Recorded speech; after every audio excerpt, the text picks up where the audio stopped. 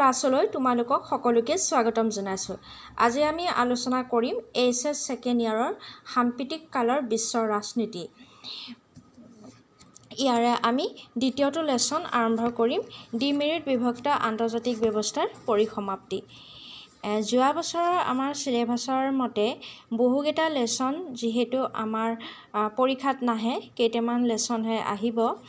ইয়াৰ ভিতৰত শীতল যুদ্ধটো যিহেতু নাহে, সেইকাৰণে আমি প্ৰথম লেছন হিচাপে ডিমেৰিট বিভক্ত আন্তৰ্জাতিক ব্যৱস্থাৰ পৰিসমাপ্তি এই পাঠটো আৰম্ভ কৰিম। ছাত্ৰ ছাত্ৰীসকল, আমাৰ পৰীক্ষাত যিহেতু শীতল যুদ্ধ লেছনটো অন্তৰ্ভুক্ত কৰা হোৱা নাই, সেয়েহে বহু ছাত্ৰ ছাত্ৰীসকলে কি কৰে, দ্বিতীয়টো লেছন পঢ়া আৰম্ভণি কৰি দিয়ে। আৰু ইয়াৰ ক্ষেত্ৰত কিন্তু কিছুমান সমস্যা দেখা পোৱা যায়, যেনেকৈ এই লেছনটো সম্পূৰ্ণকৈ নুবুজাকৈয়ে প্ৰশ্ন উত্তৰবোৰ সমাধান কৰিবলৈ বিচাৰে, আৰু তেনে ক্ষেত্ৰত কিন্তু বহুত টান লাগে আৰু পাঠটো আমাৰ নুবুজাকৈয়ে থাকি যায়। আৰু নুবুজাকৈ পাঠটো থকাৰ পিছত আমাৰ কি এটা সমস্যাৰ সৃষ্টি হয়, যেতিয়া আমাৰ পৰীক্ষা দিওঁ, যেতিয়া আমি প্ৰশ্ন কাকতখন দেখোঁ, লগে লগে আমাৰ যদি কমন প্ৰশ্ন নপৰে, তেতিয়াই আমি এটা হতাশাত ভুগোঁ বা বহুতে লিখিব নোৱাৰি এৰি আহে। ইয়াৰ ক্ষেত্ৰত এনে কিয় হয়? এনে মূল কাৰণ হৈছে যে আমি পাঠটোৰ বিষয়লৈ ভালকৈ বুজিবলৈ চেষ্টা নকৰোঁ, পাঠটোৰ ভিতৰত কি আছে। যিহেতু আমাৰ যোৱা বছৰৰ পৰাহে চিলেবাছখন নতুন হৈছে আৰু ইয়াৰে কিছুমান লেছন, কিতাপখনৰ পৰা কিছুমান লেছন উঠাই দিয়া হৈছে পৰীক্ষাত অন্তৰ্ভুক্ত কৰিবৰ কাৰণে। খুব কম সংখ্যক লেছনহে ইয়াত ৰখা হৈছে। সেয়েহে কি হয়, আগতে চিলেবাছ নোহোৱাৰ আগতে আমাৰ এটা লেছনৰ পিছত আন এটা লেছন কানেক্ট আছিলে, আৰু এটা লেছন পঢ়িলে আমি আন এটা লেছন বুজি পাইছিলোঁ। যেনেকৈ আমি শীতল যুদ্ধ পঢ়াৰ লগে লগে দ্বিতীয় লেছনটো বুজিবলৈ সহজ হৈছিলে।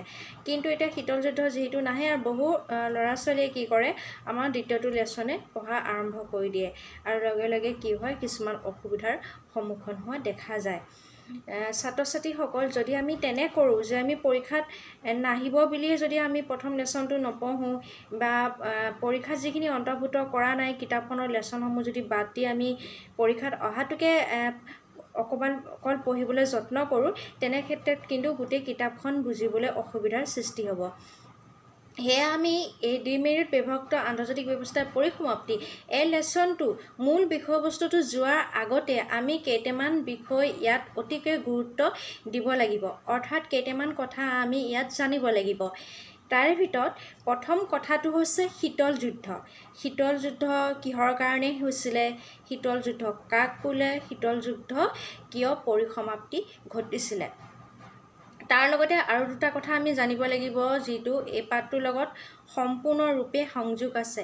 সেইকেইটা হৈছে কি, বিশ্বযুদ্ধৰ কথা। ছাত্ৰ ছাত্ৰীসকল, বৰ্তমান আমাৰ পৃথিৱীখনত ইতিমধ্যে আমাৰ দুখনকৈ প্ৰলয়ংকাৰী বিশ্বযুদ্ধ হৈ গ'ল। এখন আছিলে প্ৰথম বিশ্বযুদ্ধ আৰু আন এখন আছিলে দ্বিতীয় বিশ্বযুদ্ধ। প্ৰথম বিশ্বযুদ্ধ আৰম্ভ হৈছিলে 1914 খ্ৰীষ্টাব্দৰ পৰা 1918 খ্ৰীষ্টাব্দত, অৰ্থাৎ 1565 দিন ধৰি চলিছিলে। তোমালোকে কল্পনা কৰাচোন, আমাৰ এদিন কিবা কাৰণত যদি ভাৰত বন্ধ দিয়ে বা অসম বন্ধ দিয়ে, তেতিয়া আমাৰ মাজত হাহাকাৰ লাগি যায়। আৰু এনেকৈ যদি এবছৰতকৈ ওপৰ, অৰ্থাৎ 1565 দিন ধৰি যদি যুদ্ধ চলিবলৈ লাগে, তেনেহ'লে আমাৰ গোটেই পৃথিৱীখনত কিমান ধ্বংসৰ সৃষ্টি হ'ব, সেইটো আমি কল্পনাও কৰিব নোৱাৰোঁ।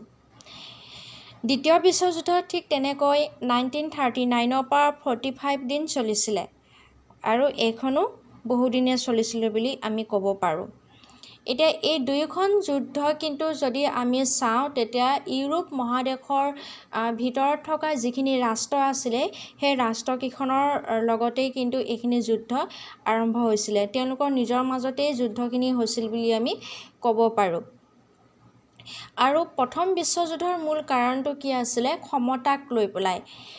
ক্ষমতাক লৈ পেলাই সিংহাসনক লৈ পেলাই সেই সময়তে সিংহাসনৰ উত্তৰাধিকাৰী কৰিছিলে মানে আজিৰ দিনত যদি আমি ক'বলৈ যাওঁ মন্ত্ৰী হ'ব আৰু সেই সময়ত যিহেতু ৰজা আছিলে সেইকাৰণে আমি সিংহাসন বুলি কৈছোঁ সিংহাসনৰ উত্তৰাধিকাৰী আছিলে আৰ্কডিউক ফ্ৰেন্সিছ ফাৰ্ডিনাণ্ড এই আৰ্কডিউক ফ্ৰেন্সিছ ফাৰ্ডিনাণ্ডক হত্যা কৰা হৈছিলে আৰু সেই হত্যা কৰাৰ অজুহাতক লৈ পেলাই প্ৰথম বিশ্বযুদ্ধৰ সূচনা হৈছিলে ঠিক তেনেধৰণে দ্বিতীয় বিশ্বযুদ্ধ প্ৰথম বিশ্বযুদ্ধৰ এই ধ্বংসলীলা মাৰ নাযাওঁতেই আকৌ নতুনকৈ প্ৰাণ প্ৰতিষ্ঠা নহওঁতে আমাৰ পৃথিৱীখন শান্তিত নহওঁতে আকৌ আৰম্ভ হৈছিলে দ্বিতীয় প্ৰলয়ংকাৰী মহাযুদ্ধ আৰু এই দ্বিতীয় প্ৰলয়ংকাৰী মহাযুদ্ধ কিন্তু দুটা ফৈদৰ মাজত হৈছিলে যিকেইটাক দুটা নাম দিয়া হৈছে এটা ফৈদক কোৱা হয় মিত্ৰ শক্তি আৰু আন এটা ফৈদক কোৱা হয় চক্ৰ শক্তি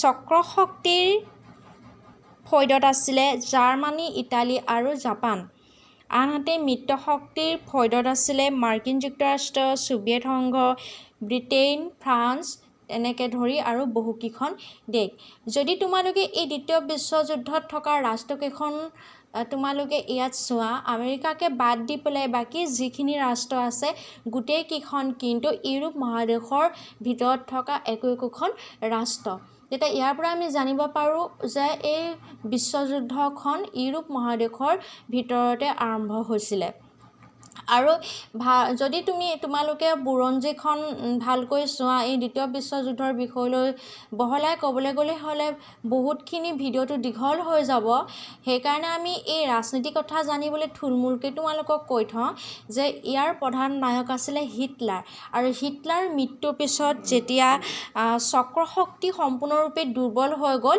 আৰু লগে লগে কিন্তু দ্বিতীয় বিশ্বযুদ্ধ আমাৰ পৃথিৱীৰ পৰা অন্ত পৰিলে কিন্তু দ্বিতীয় বিশ্বযুদ্ধই অন্ত পৰিলে কিন্তু আৰু এখনো যুদ্ধ হৈছিলে মই তোমালোকক দুখন বুলি কৈছিলোঁ কিন্তু আৰু এখন এইকাৰণে কৈছোঁ কাৰণ এইখনক যুদ্ধ হিচাপে গণ্য কৰা নহয় কাৰণ কিহৰ কাৰণে শীতল যুদ্ধ বুলি ক'লে তোমালোকৰ শীতল শব্দটো মানে ঠাণ্ডা আৰু আকৌ যুদ্ধ এই শব্দৰ পৰা এইটো বস্তুকে বুজা যায় যে এই যুদ্ধত কোনো ধৰণৰ বন্দুক বাৰুদ ব্যৱহাৰ কৰা